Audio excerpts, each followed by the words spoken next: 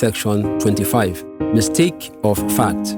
I had actually wrapped up 3 criminal responsibility-related cases, and there was still a lot more. I was really getting bored with these kinds of cases because the few ones I had dealt with were full-time desk jobs, not going out on the field, risking one's life, or making life-depending decisions.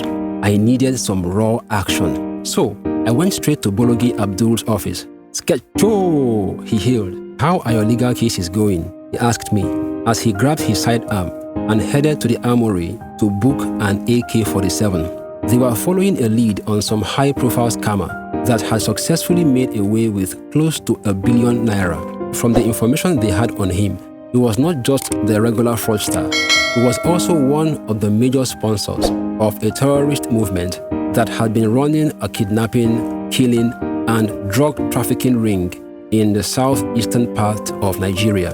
That was why Bologi's team was heavily armed. He needed 4 men to infiltrate the coordinate the tracker had fortunately locked in for them.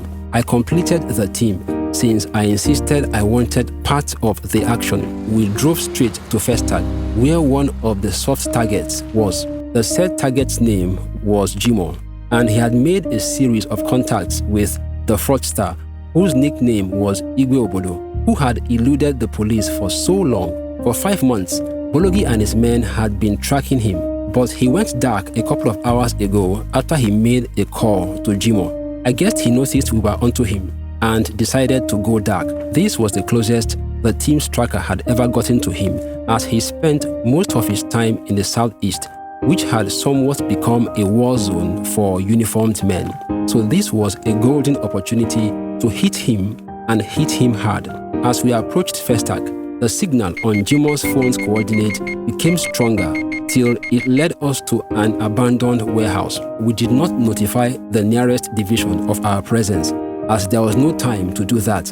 We went in hot.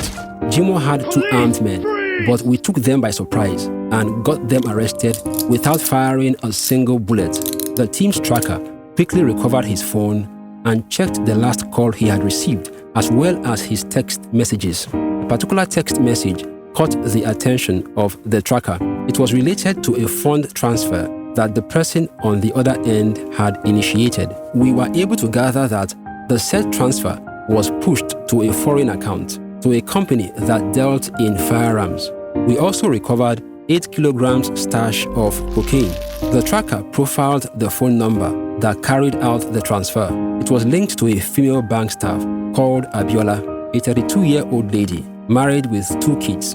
From our tracker's analysis, she was a branch operations manager in a new generation bank, not too far from where we were. We quickly reported at the nearest police area command with the stash of drugs, as well as the 3 hostiles that were temporarily detained in the area command's detention facility. We got Jimo to call Abiola, who told him she was at the office. The tracker gave us the location of the office, so we quickly closed in on her. Getting to the bank, which was also in Festac, we asked the gateman, who confirmed that she was in the office. We got the gateman to place a call to her from the gatehouse to her office. She refused to come out, even after the gateman confirmed that we were police officers. She went ahead and closed the entire banking hall, sealing herself in the bank. We called her using the gateman's phone, and she still refused to open the doors.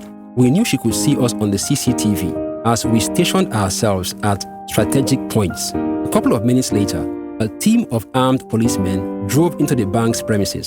The most senior officer walked up to us and introduced himself as the operations officer. We informed him that we had documented our movement with the area commander, which they quickly confirmed before asking the lady to come out of the banking hall.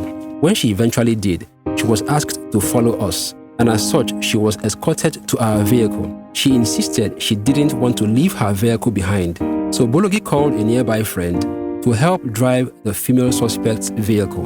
We intended to drive back to the area command, where we had 3 suspects in the command's detention facility. We were about 18 minutes away from the area command, about to access a bridge, when we noticed an unusual traffic on the said bridge. This unusual traffic drew out roadside robbers who attempted to rob the suspect's vehicle with Bologi's friend behind the wheels.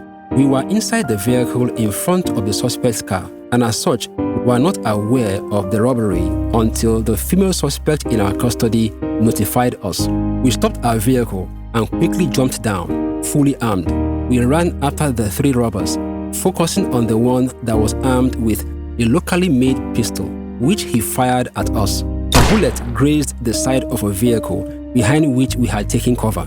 I responded with a warning shot in the air because there were many civilians on the bridge. But Bologi had a clear shot, and he took it. His bullet buried itself in the hostile's lap. He cried out in pain as he leaned towards a section of the rails of the bridge. Nearing it, he dropped his pistol and tried to apply pressure to the wound. Bologi positioned himself properly, set to take another shot at the criminal, but the goon began begging for his life as he attempted to climb the rails of the bridge. Bologi had the chance to take him out completely, but he smiled and lowered his gun, given the assailant had dropped his weapon. As we ran towards the guy, he jumped into the water below. We picked his weapon as road users applauded our efforts. When we got to the area command, it turned out that the bank we had raided had two ladies with the name Abiola, and from the tracker's confirmation, we had the wrong one. The lady shouted at the top of her voice that she would sue us to hell and back. But I enlightened her that Section 25 of the Criminal Laws of Lagos State, 2015, tagged mistake of fact, overruled any suit she intended to file. This work of fiction is a production of COSPEAKS, composed and written by Chidi Okoye, narrated by Ikenna Igwe, sound production by Glaze Entertainment, graphics by Illustroking Creatives, video production by Chachi World Entertainment, video editing by Steveni Beleche Triple Nolly TV, technical support by Kings Media. Thank you for viewing.